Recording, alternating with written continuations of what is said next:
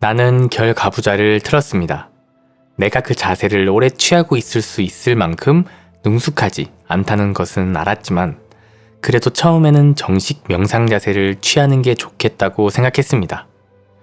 나는 등과 목을 바르게 펴고 배의 들고남에 집중하면서 호흡을 지켜보기 시작했습니다.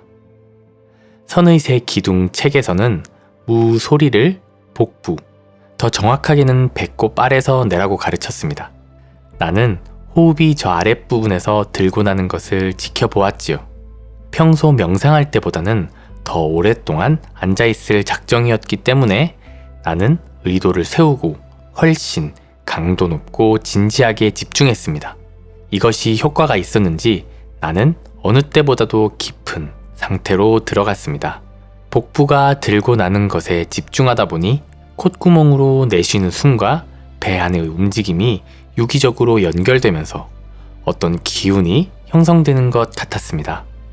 숨을 천천히 내쉴 때마다 따뜻하고 기분 좋은 어떤 감각이 배 아랫부분에 가득 퍼졌지요.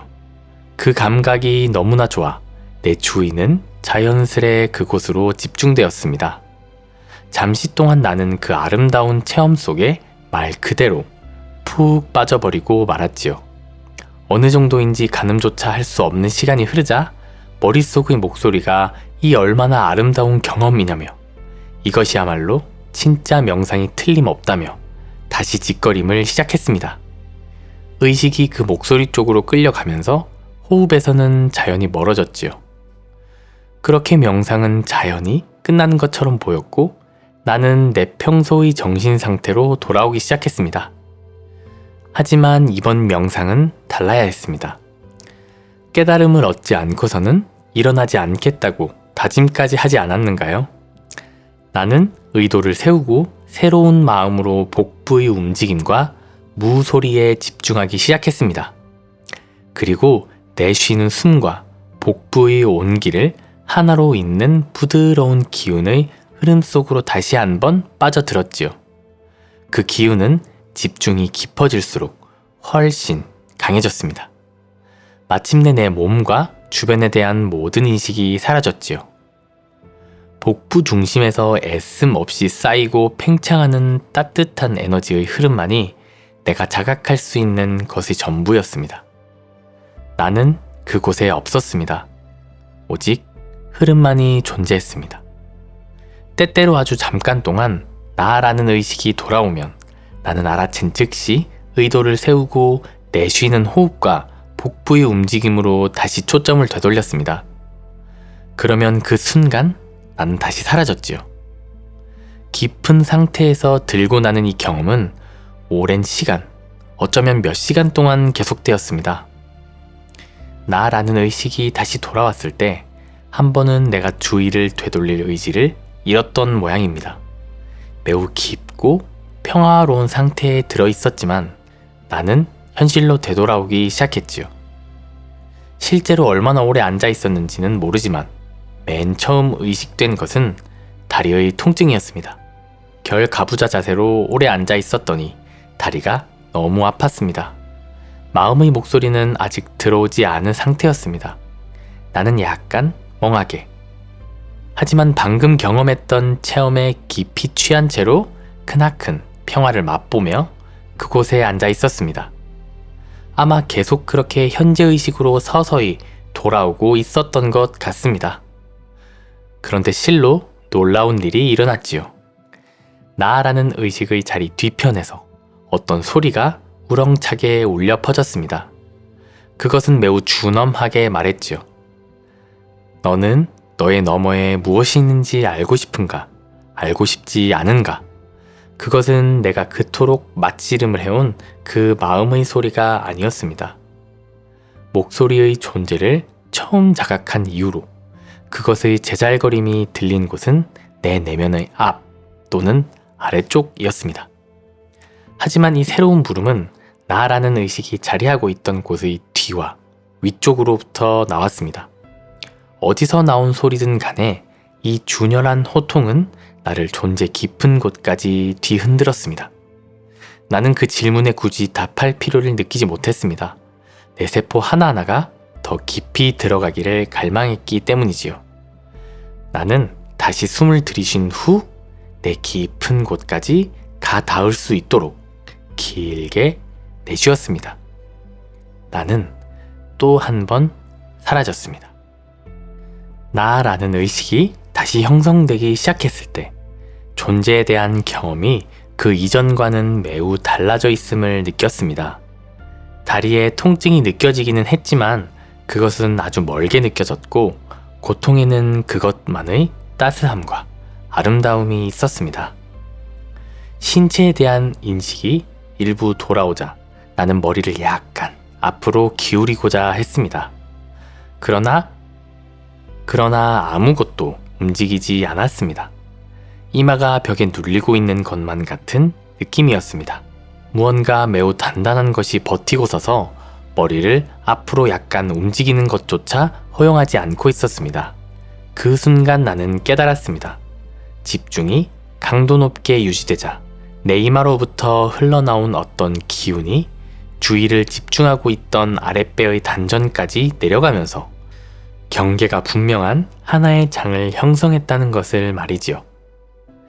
이 말이 분명 이상하게 들리겠지만 내 힘으로는 결코 밀어낼 수 없는 강력한 자기장이 내 앞에 놓여있는 듯한 느낌이었습니다. 내가 경험한 그 강력한 에너지는 이게 다가 아니었습니다. 나는 결가부좌를 튼 상태에서 발이 교차하는 지점에 두 손을 포개고 있었는데 이렇게 되면 손과 팔과 어깨 전체가 하나의 큰 원을 그리게 됩니다. 그런데 이 원이 또 다른 힘의 장으로 변신했습니다. 나는 앞으로도 옆으로도 움직일 수 없었지요. 수직으로 뻗은 에너지의 흐름이라고 밖에 설명할 수 없는 어떤 힘에 나는 꼼짝없이 갇혀버리고 말았고 그 흐름은 내가 숨을 쉴 때마다 더욱 확실해지고 강력해졌습니다. 이 모든 경험이 워낙 압도적이었던지라 주변에 대한 인식은 아직 돌아오지 않은 상태였습니다. 나는 내 신체가 이 에너지의 흐름에 압도되었음을 알아차릴 수 있을 정도로만 현실로 돌아온 상태였습니다. 이때 다시 한번 그 외침의 소리가 들렸습니다. 너는 너의 너머에 무엇이 있는지 알고 싶은가, 알고 싶지 않은가? 나는 즉시 숨을 깊게 들이쉬고 대단히 주의 깊게 천천히 코로 숨을 내쉬었습니다. 그러자 내쉬는 숨이 내 앞의 자기장과 부딪히며 위로 꺾여 올라갔습니다. 그렇게 위쪽으로 올라가는 힘과 안쪽으로 내려오는 힘이 맞물리면서 나는 더 깊은 곳, 나라는 의식 너머로 점점 들어갔지요. 한 번 더 숨을 들이쉬고 내쉬자 나는 완전히 사라져버렸습니다. 아마 당신은 내가 간 그곳이 어디냐고 물어보고 싶을 것입니다. 타당한 질문이지요. 하지만 나는 그 질문에 답해줄 수가 없습니다. 단 하나, 매번 떠날 때보다 훨씬 더 고양된 상태로 돌아왔다는 것만이 제가 아는 전부입니다. 그 어딘지 모를 곳으로부터 다시 돌아오자 모든 것은 확연히 달라져 있었습니다. 돌아왔다는 사실에 대해 미묘한 수준의 저항조차 생기지 않았지요. 이 고양된 상태에서 좀 더 머물러야 한다는 다급함도 없었습니다. 오직 한없이 깊고 깊은 평화만이 존재했습니다. 그리고 절대적인 고요, 그 어떤 것도 감히 건드릴 수 없는 고요가 있었습니다. 영겁의 시간 동안 소리 하나 존재하지 않았을 법한 고요함이었지요. 대기가 없어 소리도 있을 수 없는 우주 같았습니다. 소리가 존재하려면 소리를 운반하는 매개체가 있어야 하지요. 그런데 내가 갔던 그곳에는 그런 매개체가 없었습니다. 나는 진정한 침묵의 소리를 경험한 것이었습니다. 하지만 가장 중요한 것은 목소리가 없었다는 점입니다. 그 신성한 장소에 들어서자 머릿속에 수다쟁이를 데리고 다니는 것이 어떤 느낌이었었는지가 기억조차 나지 않았지요. 그것은 사라졌습니다. 모두 사라졌습니다. 오직 남은 것이라고는 존재에 대한 자각뿐이었지요. 나는 그저 존재했습니다. 그것 외에는 아무것도 없었습니다. 이번에는 나에게 너머로 가기를 간언하는 준엄한 외침도 없었습니다. 돌아갈 시간이었습니다. 주변에 대한 인식이 돌아오면서 내가 제일 먼저 알아차린 것은 앞서 경험한 외부의 에너지 흐름이 내 안으로 빨려 들어왔다는 사실입니다. 에너지가 너무도 아름다운 흐름을 그리며 척추를 지나 이마의 정중앙으로 모여들었습니다. 한 번도 경험해보지 못한 일이었기 때문에 내 의식은 거의 모두 이마 중앙으로 몰렸습니다. 한편 다리의 통증은 여전히 컸지만 그것은 문제되지 않았습니다. 고통에 대한 조용한 경험만이 존재했지요. 불평, 불만도 없었고 어떻게 해야 괜찮아진다는 머릿속의 짓거림도 없었습니다. 그저 의식만이, 의식하는 대상과 완벽하게 평화를 이루고 있는 의식만이 존재했습니다. 나는 겨우겨우 팔을 움직여 결가부자 자세에서 다리를 풀었습니다. 다리가 돌덩이처럼 무거웠기 때문에 나는 다리의 감각이 돌아올 때까지 잠시 옆으로 누워 있었습니다. 그곳에 누워 있으니 그렇게 평화롭고 그렇게 편할 수가 없었습니다. 그러자 꿈에서도 참아 본 적 없는 풍경이 두 눈 사이로 부드럽게 들어왔습니다. 내 앞에 펼쳐져 있는 습지는 일본풍의 수묵화 같았지요. 거기서는 부드러움과 정적이 뿜어져 나왔습니다. 키 큰 풀들이 산들바람에 가만가만 흔들리고 있었지만 그 움직임에는 정적이 깃들어 있었습니다.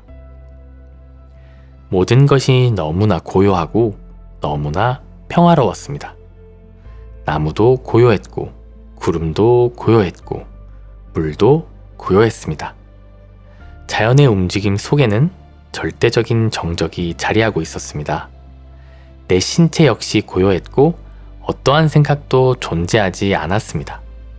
영원 동안이라도 그곳에 누워 내 존재를 둘러싼 평화에 한없이 녹아들 수 있을 것만 같았지요. 마침내 자리에서 일어났을 때는 몸의 움직임이 낯설게 느껴졌습니다. 나는 우아한 품성을 지닌 그런 사람이 아니었습니다. 섬세하게 움직이는 댄서 타입은 더군다나 아니었지요.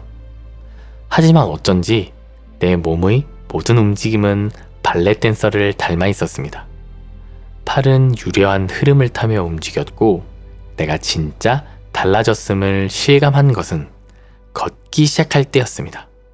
한 걸음 한 걸음 한 걸음씩 내디딜 때마다 발의 아주 작디 작은 낱낱의 근육의 움직임까지 모두 느껴졌습니다.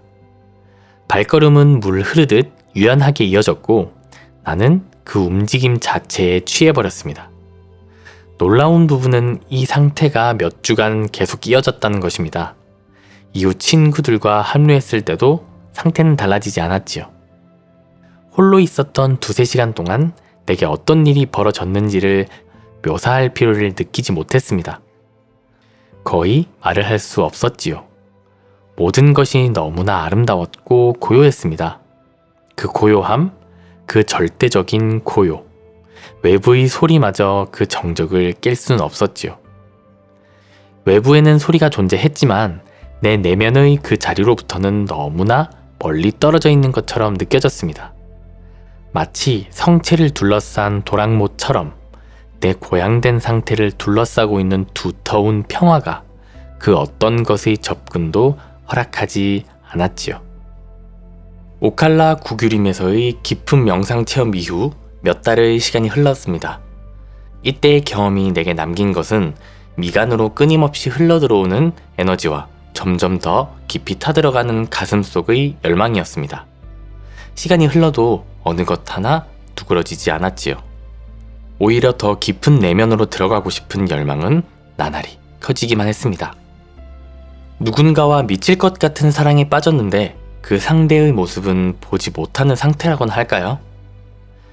나는 속세를 완전히 떠나서 은둔자의 삶을 사는 것을 진지하게 고려해보기 시작했습니다.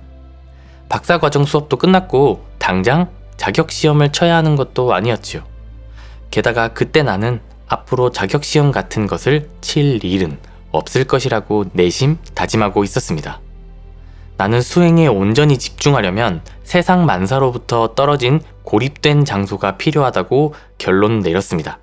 석회 웅덩이 옆에서 평생 캠핑만 하며 살 수 없다는 것을 알았지만 그렇다고 나만의 은둔처를 찾을 마음의 준비는 되어 있지 않은 상태였습니다. 그래서 무언가가 스스로 모습을 드러낼 때까지 눈을 크게 뜨고 지켜보기로 했습니다. 그리고 과연 그 무언가가 나타났습니다. 하루는 벤에 기름을 넣고 있는데 주유소 직원이 뜬금없이 내게 사는 곳을 물었습니다. 나는 한동안 벤에서 살았지만 이제는 정착할 수 있도록 시골의 땅떼기 하나를 찾고 있다고 말했습니다. 그는 자기가 개인집일 북서쪽에서 무척 아름다운 지역을 발견했다면서 6,000평 정도 되는 땅이 매물로 나와 있더라고 말해주었습니다. 나는 그에게서 주소를 받고 주유소를 나왔습니다. 며칠 후 나는 그곳으로 가서 에이프릴 기프트 부동산을 찾았습니다. 매물로 나온 땅은 마을에서 북쪽으로 16km 정도 떨어진 빽빽한 숲 속에 있었는데 26만 평 정도 되는 넓이에 비포장 길이 두어 개가 나 있는 곳이었습니다. 팔린 땅은 극소수였고 그 근방 전체를 돌아보는 내내 사람들이 단 한 명도 눈에 띄지 않았지요. 평화로운 자연의 광경에 나는 거의 무라지경의 상태로 차를 몰았습니다. 그저 완벽할 뿐이었지요. 곧 일부는 숲이고 일부는 들판인 접경지대를 몇 군데 발견했습니다. 이것이야말로 내가 원하던 땅이었지요. 나는 차를 주차한 뒤 숲으로 걸어 들어갔습니다. 그러자 안쪽으로 드넓은 들판이 펼쳐져 있었습니다. 숲을 통과해 뻥 뚫린 공간으로 나오는 느낌이 기가 막히게 좋았지요.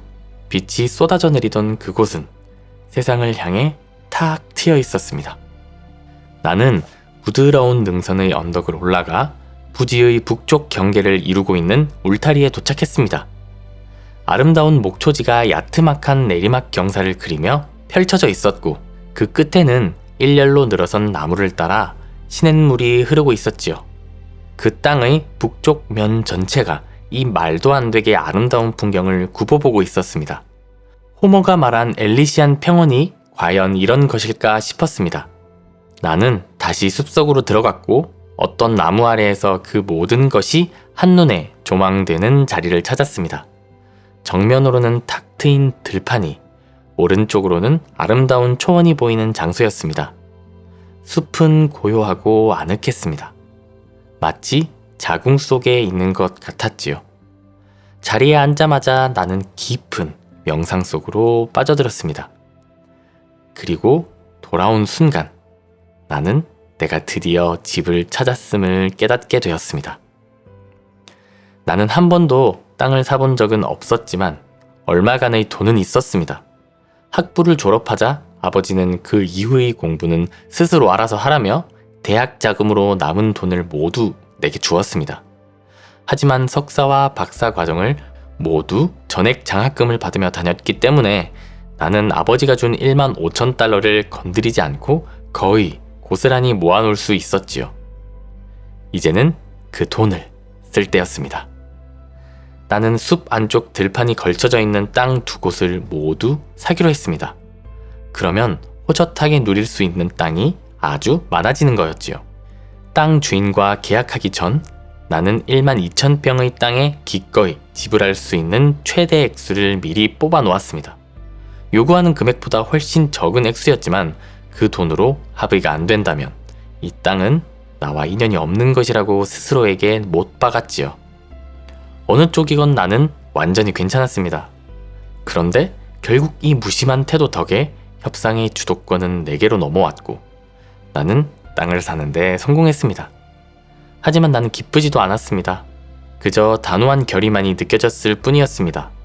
내 앞에 펼쳐져 있는 길은 호락호락 가지 않을 터였지요. 이미 나는 너무나 많은 것을 나 너머를 탐색하는 데 바쳤습니다. 하지만 이제부터는 모든 것을 바칠 요량이었습니다.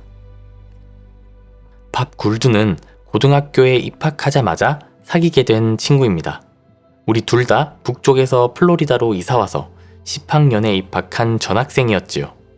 우리는 바로 친해졌고 대학 때까지 내내 좋은 친구로 지냈습니다. 밥은 손재주가 좋아서 기술 과목에서는 언제나 최고점을 받는 학생이었습니다. 내 땅에 명상을 위한 오두막을 지을 때가 됐을 때 그는 주저없이 달려들어 주었습니다. 밥이나 나나 실제로 사람이 사는 오두막 같은 것은 지어본 적이 없었습니다. 나도 손으로 하는 일은 잘 하는 편이어서 고등학교 때 스포츠카 정비 일을 한 적은 있습니다. 하지만 집이라니, 그건 밥과 내가 할 수 있는 차원의 일이 아니었습니다. 우리는 대학 친구인 바비 알트만에게 도움을 요청했습니다. 바비의 장점은 그가 실제로 집을 지어본 적이 있다는 게 아니라 건축학 석사 학위를 딴 지 얼마 안 됐다는 데 있었습니다. 적어도 그는 집을 어떻게 설계하고 지어야 하는지에 대한 이론을 알고 있었지요. 내가 한동안 은둔할 수 있는 자그마한 오두막 한 채를 짓는 게 뭐 그리 어렵겠어요? 바비 알트만은 정말 전혀 어려운 일이 아니라고 생각하는 것 같았습니다. 그는 오두막 설계도를 순식간에 완성하고는 발사시나무로 모형까지 뚝뚝 만들어냈습니다. 그의 디자인을 처음 봤을 때가 기억납니다. 나는 말 그대로 그가 미쳤다고 생각했습니다. 그것은 명상을 위한 조그맣고 단순한 원룸 오두막이 아니었습니다. 전면 유리창만 가로 5m, 높이 6m에 달하는 쐐기형 주택이었습니다. 아주 솔직하게 얘기하면 내가 처음에 생각한 집은 문과 창문 몇 개가 달린 네모 상자 모양의 집이었습니다. 건물 같은 것은 한 번도 지어본 적 없는 대학 졸업생 3명이 이런 큰 저택을 어떻게 만들까요? 하지만 바비 알트만은 짓기 어려운 집이 아니라며 뜻을 굽히지 않았습니다. 나는 그다지 확신이 들지 않았지만 밥 굴드는 쌍수를 들고 찬성했습니다. 그는 허허벌판에 텐트를 치고 거기서 먹고 자며 집을 짓는 일이 재미있는 도전이라고 생각했습니다. 하지만 나는 그렇게 생각하지 않았지요. 나에게는 이미 전면적인 도전거리가 있었기 때문입니다. 절대의 고요와 평화가 깃든 내 사랑하는 내면으로 되돌아가야 되는 일 말이지요. 하지만 건축학적으로 설계된 아름다운 명상 오두막을 지어야만 그곳으로 갈 수 있다면 나는 도전을 받아들이기로 했습니다. 우리는 젊은 히피와 미친 사람들만의 전매 특허인 정신줄 놓기를 실천하며 바로 작업에 착수했습니다. 그것은 대단히 놀라운 경험이었습니다. 바비 알트만이 구상한 알프스풍 오두막을 짓기에는 내 수중에 돈이 거의 없었지요. 비용을 최소화하기 위해 2명의 밥은 목재 하치장에서 파는 말끔한 목재 대신 거칠게 톱질한 목재를 사용하기로 합의했습니다.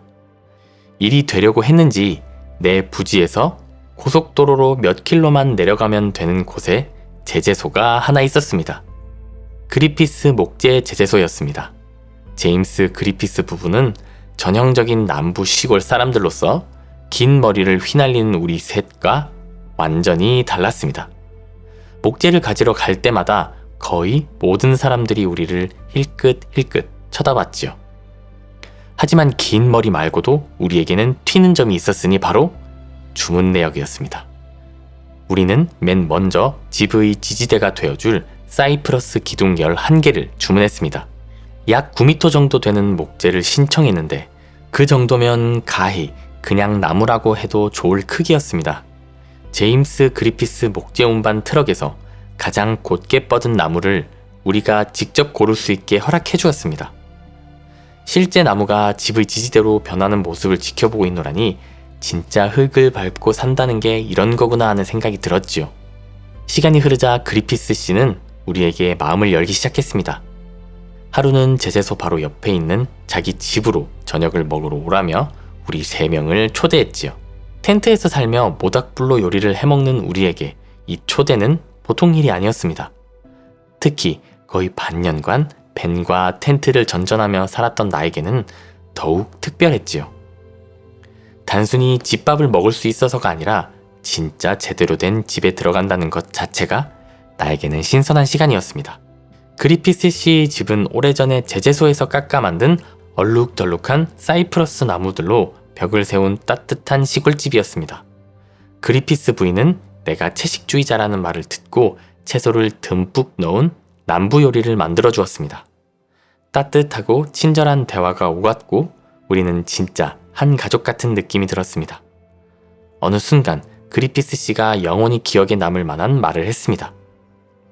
자네들 3명을 만나기 전까지는 히피들이란 지구상에서 제일 더럽고 상종 못할 종자들이라고 생각했어. 그런데 이제는 자네들이 진짜 좋아. 이것은 나로 하여금 생각을 돌리게 만든 아름다운 순간들 중 하나였습니다.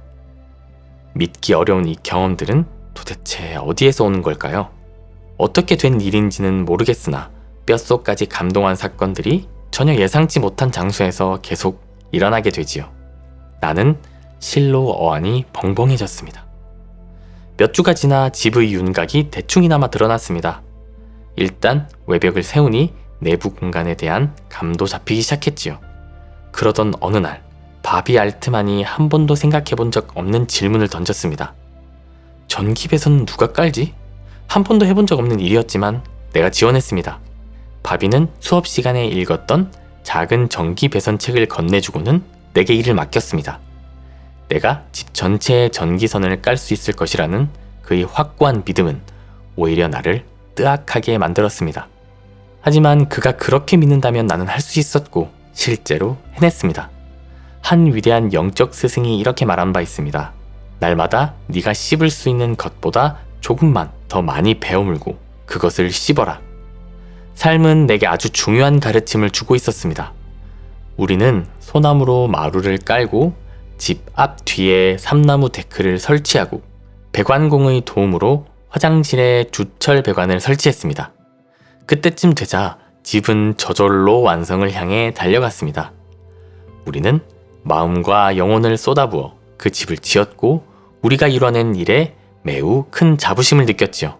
나로 말할 것 같으면 단순히 명상용 오두막을 후딱 지어보자고 했던 프로젝트가 결국은 평생 잊지 못할 경험으로 남게 되었습니다. 하지만 이것이 내가 그토록 갈망했던 바는 아니었죠. 내가 진정으로 원했던 것은 운둔자가 되어 내 가슴의 유일한 열망인 절대적 평화와 고요와 자유를 향해 수행해가는 것이었습니다. 이제 집이 완성되었으므로 나는 마침내 그 작업을 수행할 수 있게 되었습니다. 이상으로 책 낭독을 마치겠습니다. 책 낭독에는 중략된 부분이 많습니다. 글로 읽을 때의 느낌은 또 다를 것입니다.